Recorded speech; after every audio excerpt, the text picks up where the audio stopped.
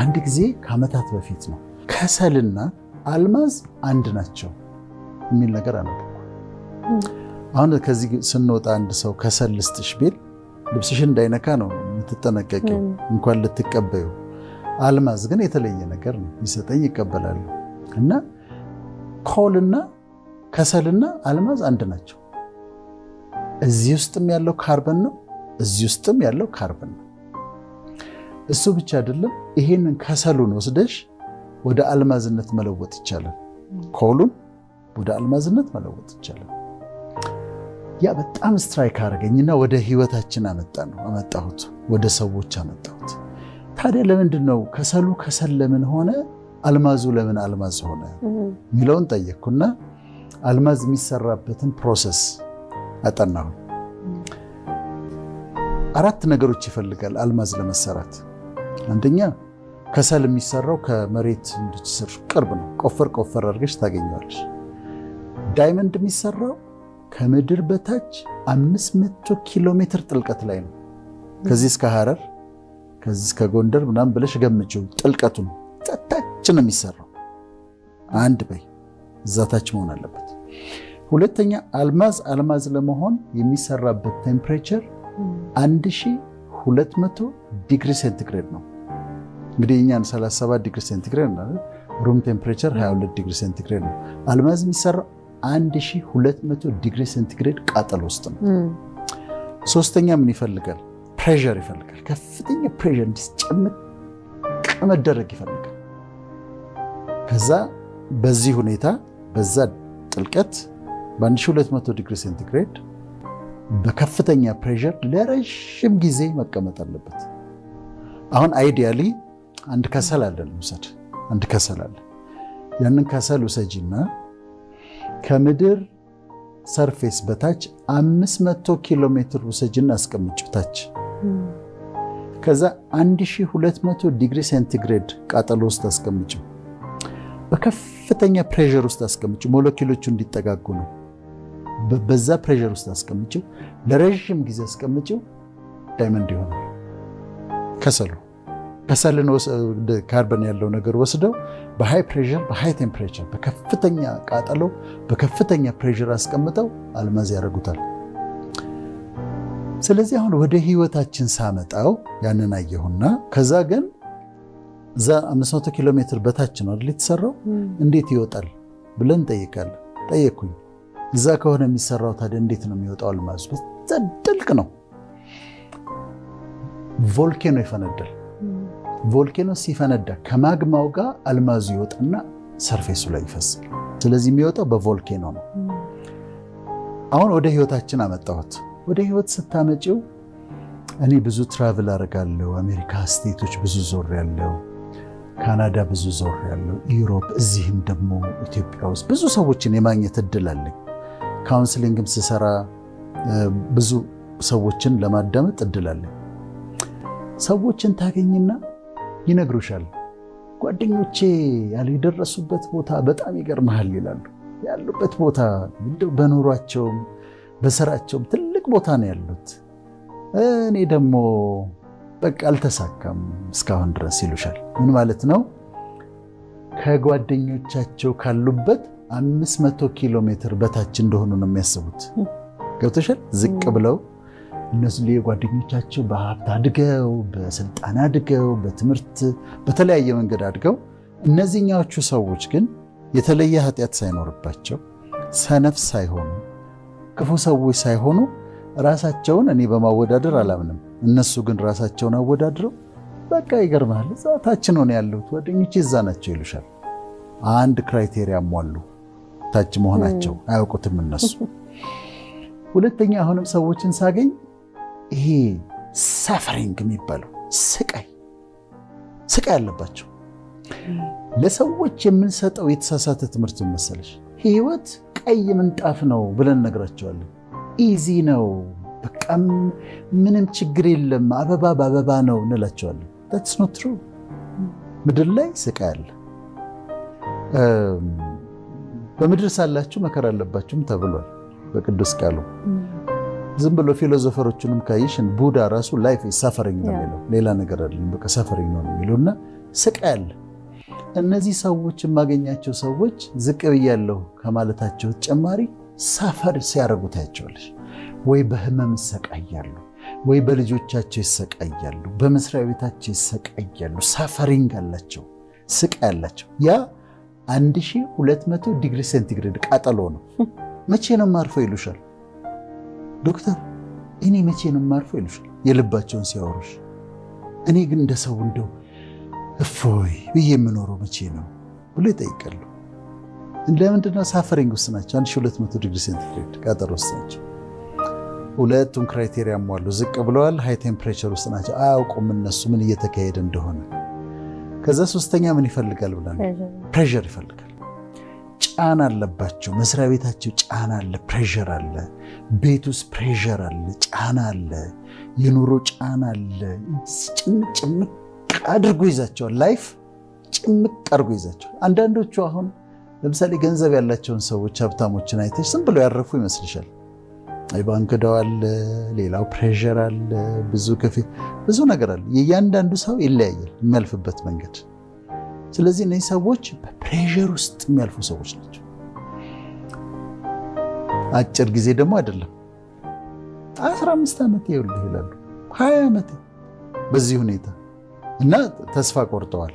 በዛ ሁኔታ ኖረው እንደሚያልፉ ሌላ ነገር እንደማይመጣ ያስባሉ።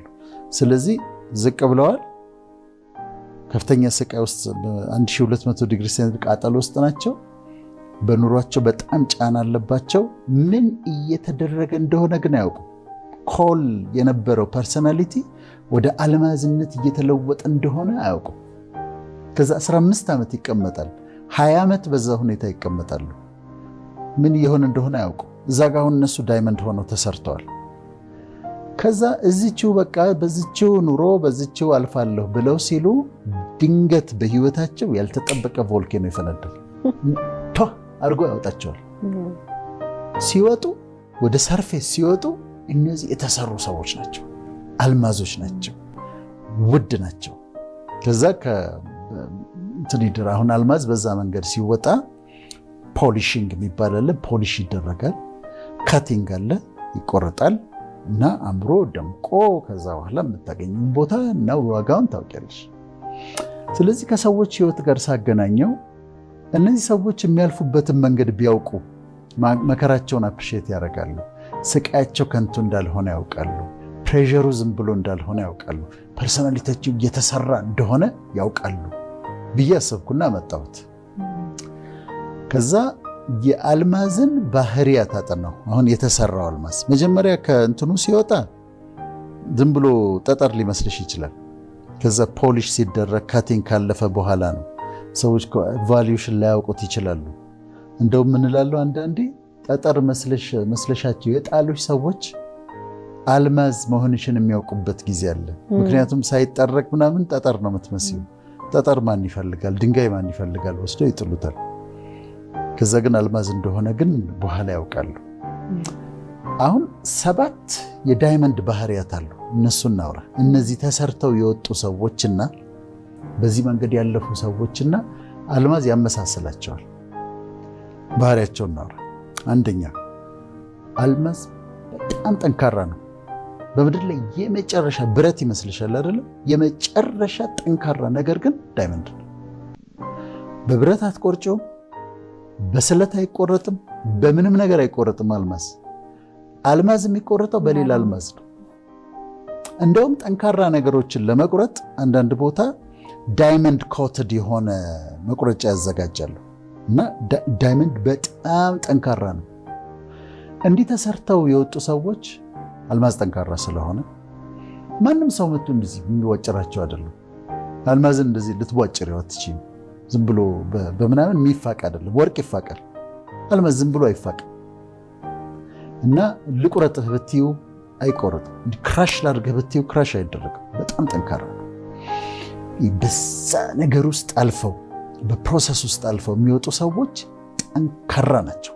ውስጣቸው ፐርሰናሊቲያቸው ጠንካራ ነው። አይደነብሩም፣ አይደነግጡም። ልጉዳቸው ብለሽ ልትቆርጫቸው ብትሞክሪ አይቆረጡም።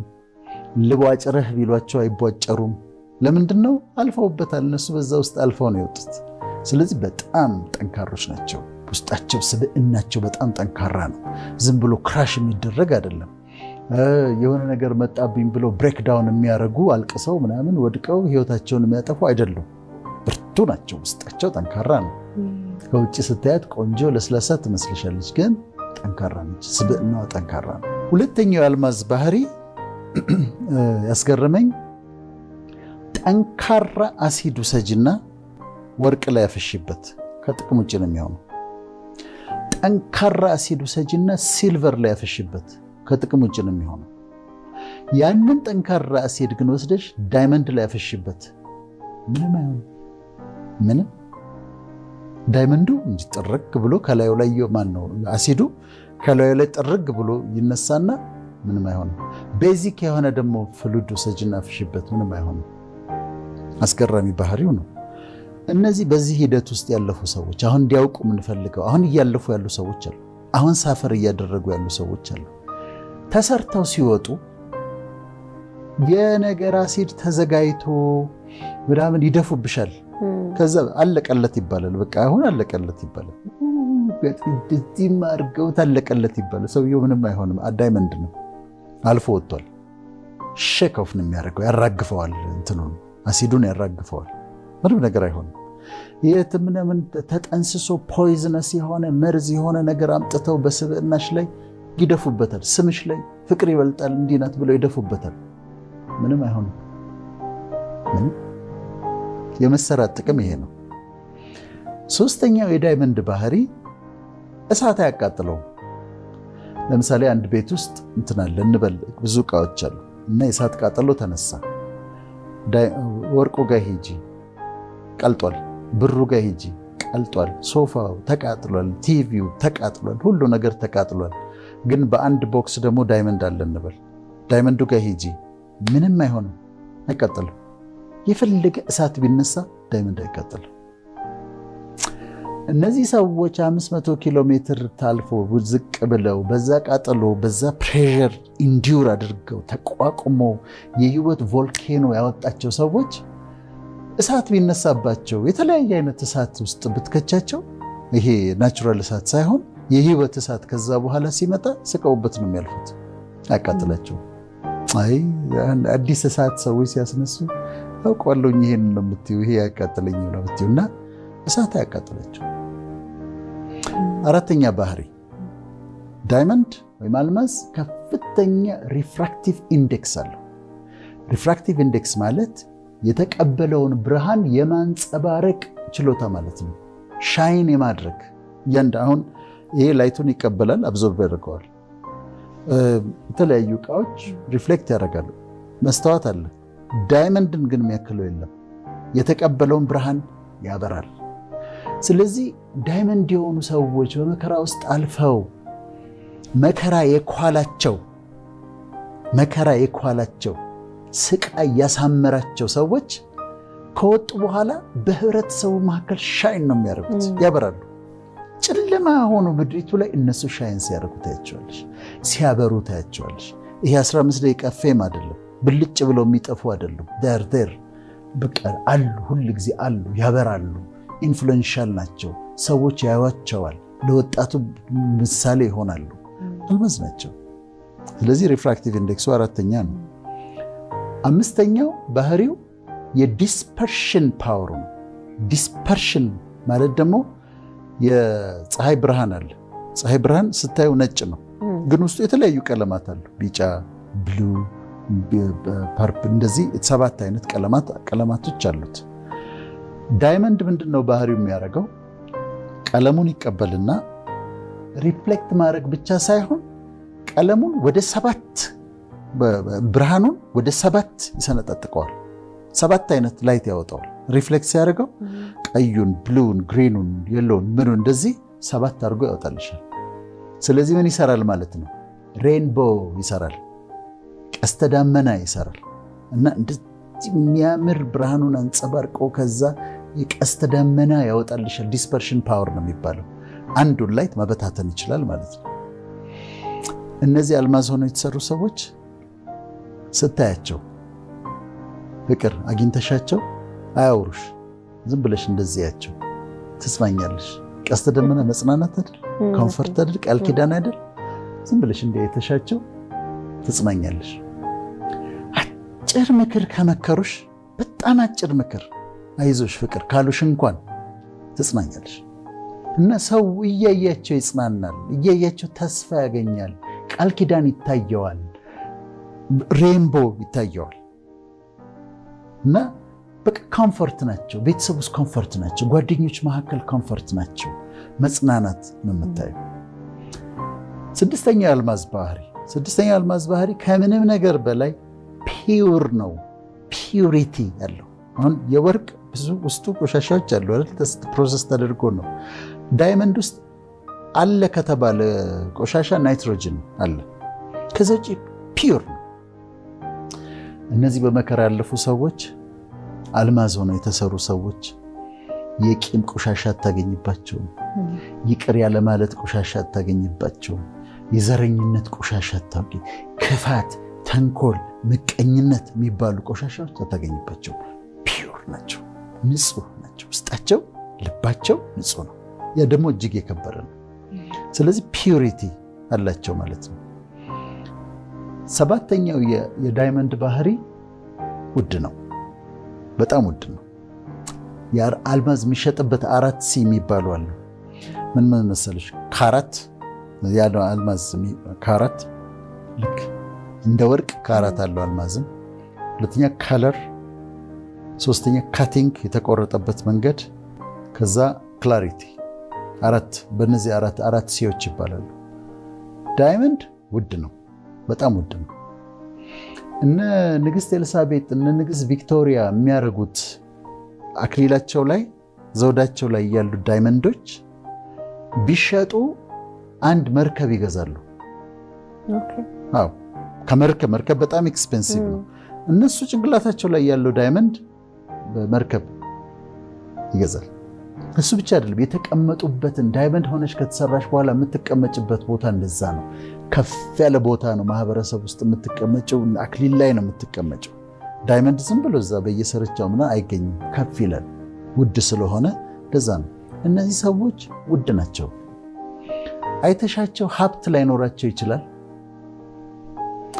ቆንጆ መኪና ለአሁን እኛ በህብረተሰቡ ሰው የሚገምትበት የሚነዳው መኪና፣ ልብሱ እኮ የሚለብሰው ልብስ እኮ ዲዛይነር ነው፣ የምትቀባው ሽቶ፣ የምትይዘው ቦርሳ ነው የሚባለው። እነሱ እንደዛ ላይሆኑልሽ ይችላሉ፣ ግን ውድ ናቸው።